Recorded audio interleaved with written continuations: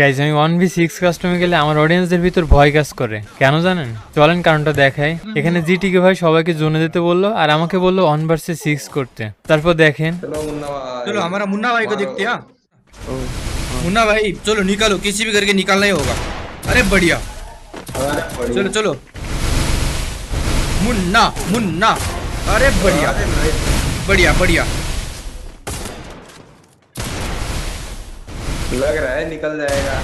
अरे नाइस यार, इसको बोलते हैं प्राइम मुन्ना। चलो चलो चलो देखते हैं।